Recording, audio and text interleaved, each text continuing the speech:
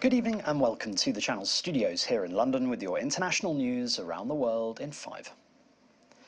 US officials say 2 of the 4 Americans kidnapped at gunpoint in Mexico last week are dead and 2 are alive and now back in the United States. 4 US citizens were kidnapped by armed men on March the 3rd while driving into the city of Matamoros in the northeastern state of Tamaulipas in Mexico across the border from Texas. Relatives told US media they had traveled there for cosmetic surgery. Mexican police officers here guarding the house where the 4 US nationals were found. One man, named only as Jose N., has been arrested.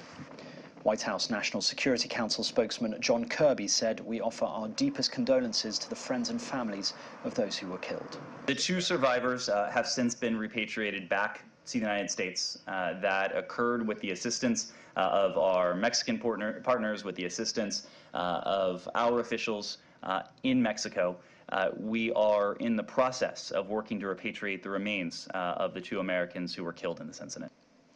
Protesters have clashed with police in Georgia's capital Tbilisi after Parliament backed a controversial draft law which critics say limits press freedom and suppresses civil society.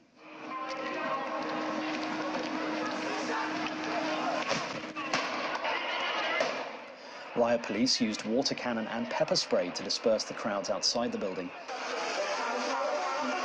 Some protesters were seen falling on the ground and coughing, while others waved EU and Georgian flags. The government says several policemen were hurt and police gear was damaged. There has been widespread international condemnation of the bill, which would require non-governmental organisations and independent media to declare themselves as foreign agents if they receive more than 20% of their funding from abroad. It's emerged that the Fox News host Tucker Carlson said in a text message after the 2020 election that he passionately hated Donald Trump. That's according to new court filings. Mr. Carlson's message to a colleague in January 2021 emerged as part of a defamation lawsuit by Dominion Voting Systems against Fox News. Fox News denies defamation and says on-air comments were taken out of context. The latest filings in the case suggest Mr. Carlson expressed his dislike of the outgoing US president 2 days before Trump supporters stormed the US Capitol. UK Prime Minister Rishi Sunak has defended the new law on illegal migration, saying it will help achieve a priority for the British people.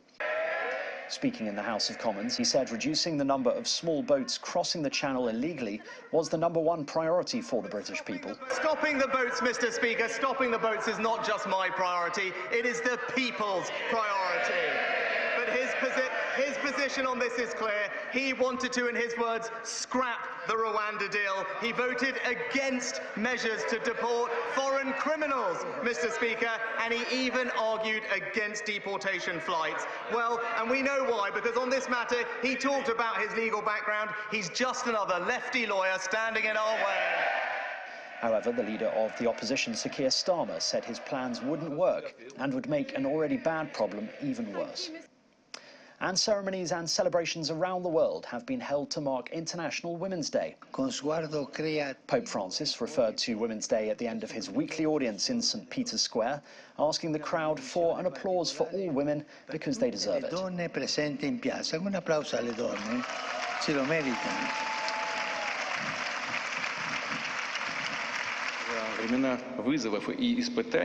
Russian President Vladimir Putin presented state awards to women and paid special attention to those women serving in Ukraine.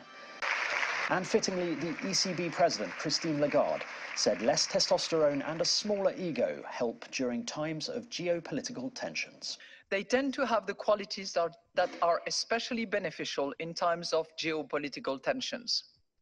One study in particular finds that they are especially good at thinking holistically, managing complexity, and embracing cooperation, attributes that are ideal when it comes to trade negotiations. I have my way of putting it out. Forgive me. Fewer testosterones, smaller ego. That helps.